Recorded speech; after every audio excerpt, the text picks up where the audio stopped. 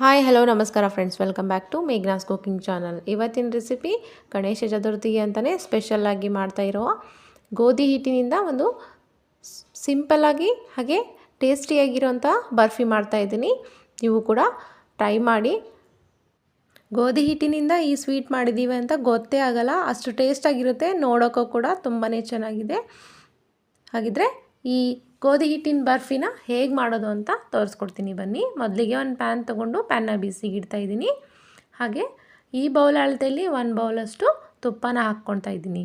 ತುಪ್ಪ ಎಲ್ಲ ಕರಗಿದ ಮೇಲೆ ಈ ಬೌಲಲ್ಲಿ 2 ಬೌಲು ಅಂದರೆ ಈ ದೊಡ್ಡ ಬೌಲಲ್ಲಿ 1 ಬೌಲಷ್ಟು ಗೋಧಿ ಹಿಟ್ಟನ್ನ ಹಾಕ್ತಾಯಿದ್ದೀನಿ. ಇದನ್ನು ಚೆನ್ನಾಗಿ ಫ್ರೈ ಮಾಡಬೇಕು. ಗೋಧಿ ಹಿಟ್ಟಿನ ಹಸಿ ವಾಸನೆ ಎಲ್ಲ ಹೋಗಿ ಘಮ ಬರಬೇಕು, ಅಲ್ಲಿ ತನಕ ಚೆನ್ನಾಗಿ ಫ್ರೈ ಮಾಡಬೇಕು.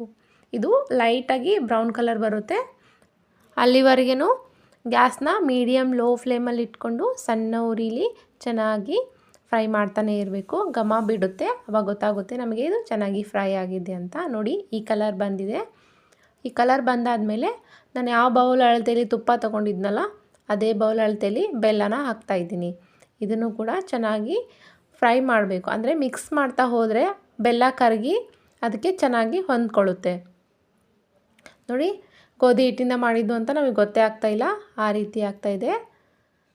ಹೀಗೆ ಚೆನ್ನಾಗಿ ಫ್ರೈ ಆದಮೇಲೆ ಎರಡೂ ಹೊಂದ್ಕೊಂಡ ನಂತರ ಒಂದು 3/4 ಬೌಲಷ್ಟು ಹಾಲನ್ನ ಹಾಕ್ತಾಯಿದ್ದೀನಿ. ಹಾಲನ್ನ ಹಾಕ್ಕೊಳ್ಳೋದ್ರಿಂದ ಸ್ಮೂತಾಗಿ ತುಂಬಾ ಟೇಸ್ಟಾಗಿ ಬರುತ್ತೆ. ಇದು ಈ ರೀತಿ ಚೆನ್ನಾಗಿ ಮಿಕ್ಸ್ ಮಾಡ್ಕೊಂಬಿಟ್ರೆ ಗೋಧಿ ಹಿಟ್ಟಿನ ಬರ್ಫಿ ರೆಡಿಯಾಗುತ್ತೆ.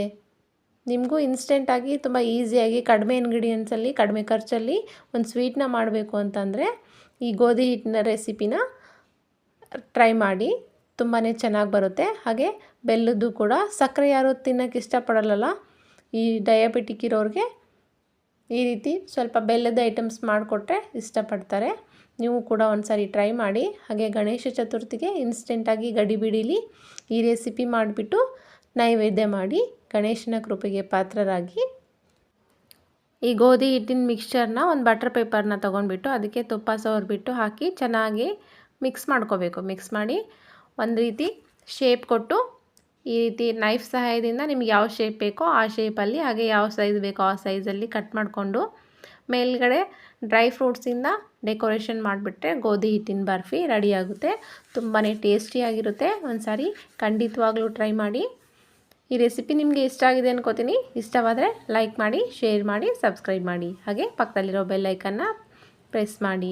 ಸದಾ ನಮ್ಮ ಚಾನಲ್ನ ಹೀಗೆ ವಾಚ್ ಮಾಡ್ತಾಯಿರಿ.